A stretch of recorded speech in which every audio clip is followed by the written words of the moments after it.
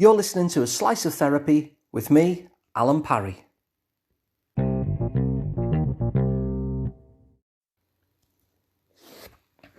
Now, have you ever made a pretty big purchase?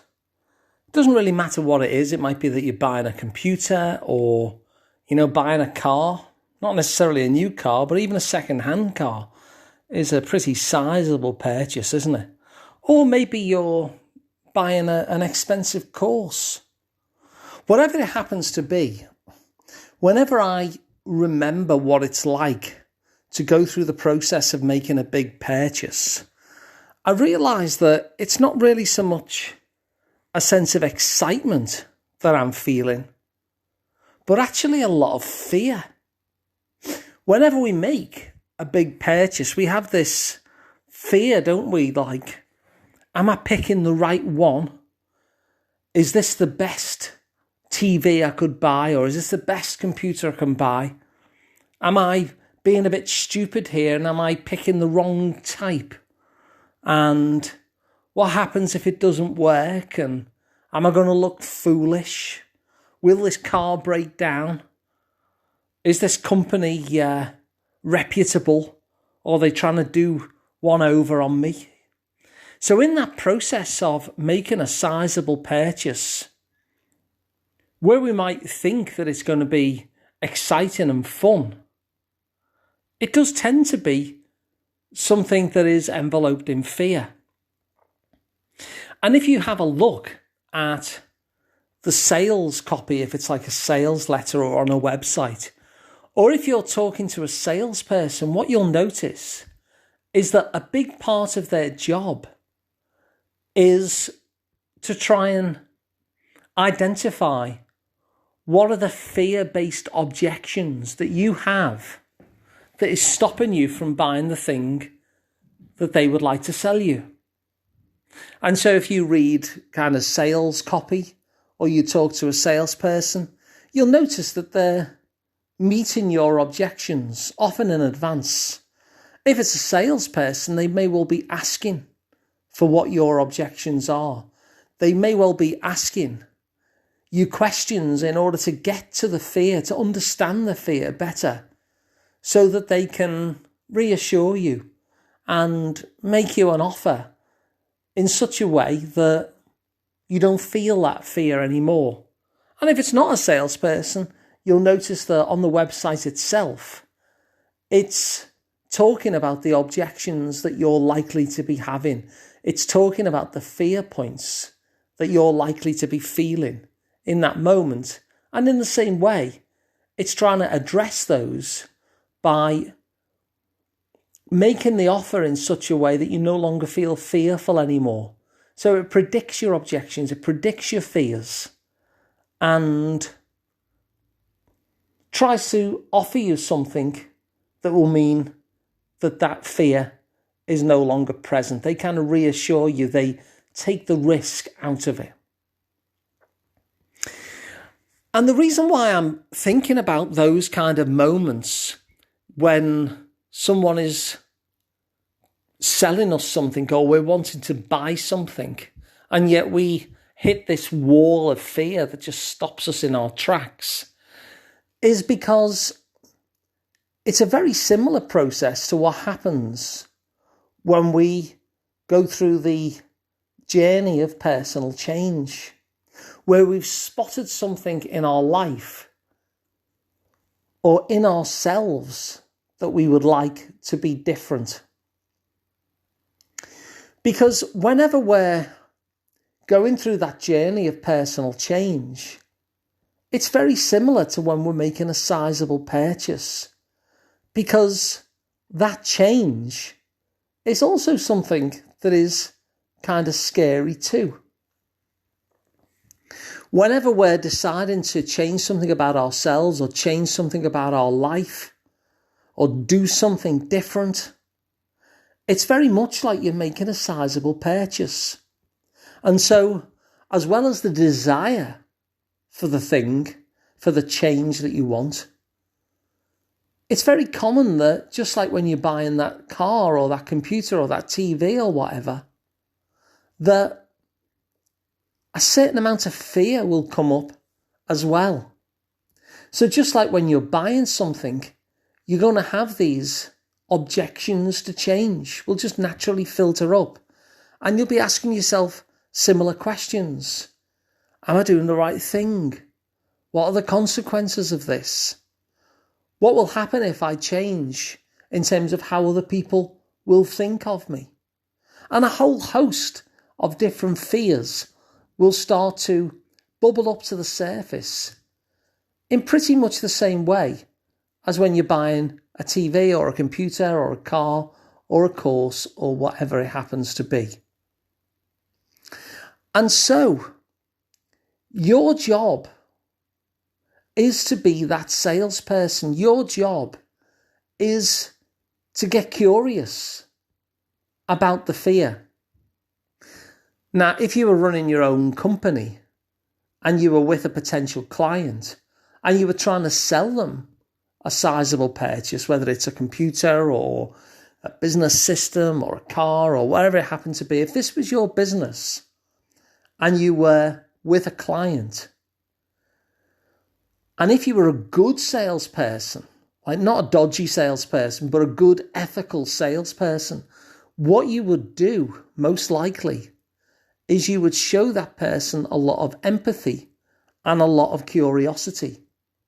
What you would do is you would start asking questions that helped you to understand where that fear was coming from, to understand the risk that this potential purchaser was worried about in that moment, because they'll be there in front of you wanting to buy the thing because that's why they're there, but also feeling a certain amount of risk and a certain amount of fear.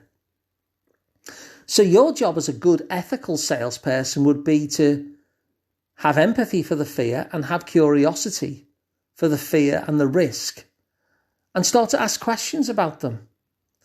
Because once you start asking questions about them, you'll start to understand what the fear is, what the person is worried about in terms of the risk, and then you can respond in such a way that you can take the risk away.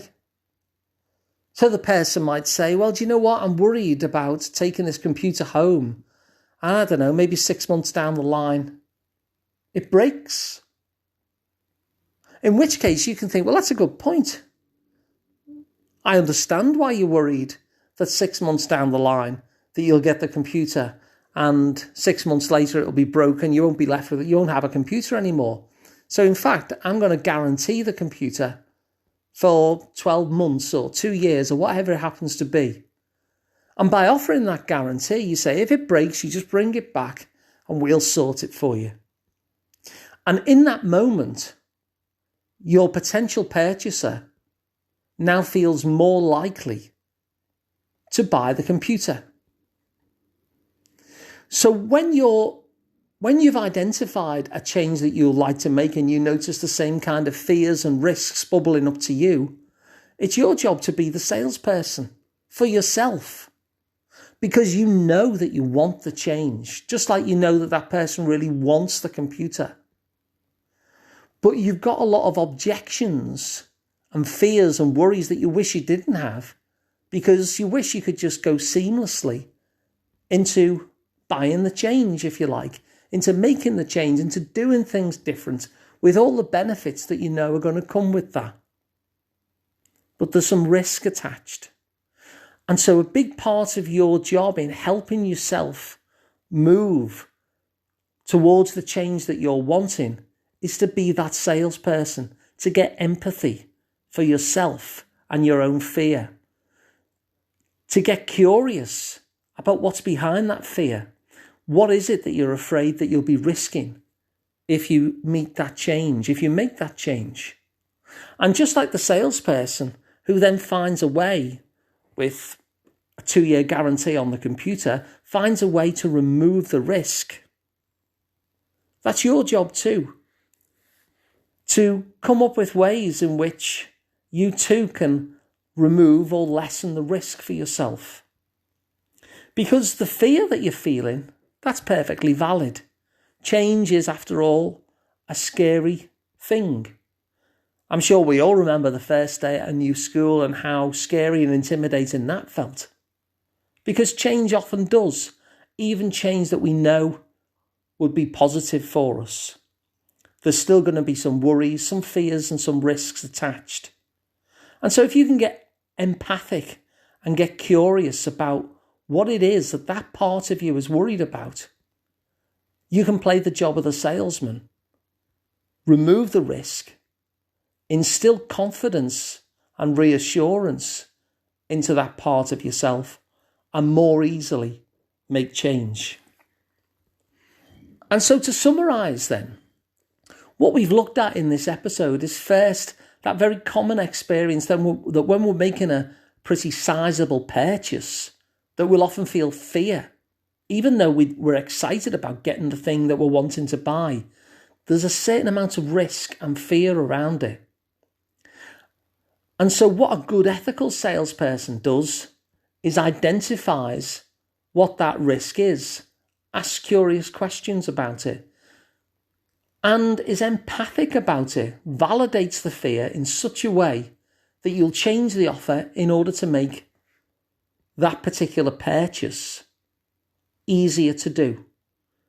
So the risk is no longer on the person making the purchase.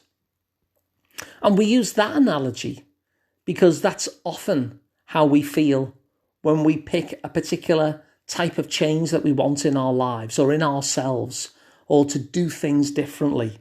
We'll feel a very similar buyer's concern, if you like. And so our job for ourselves is to reassure that part of us that has the anxiety around the change. We want change. That's why we're in this process in the first place.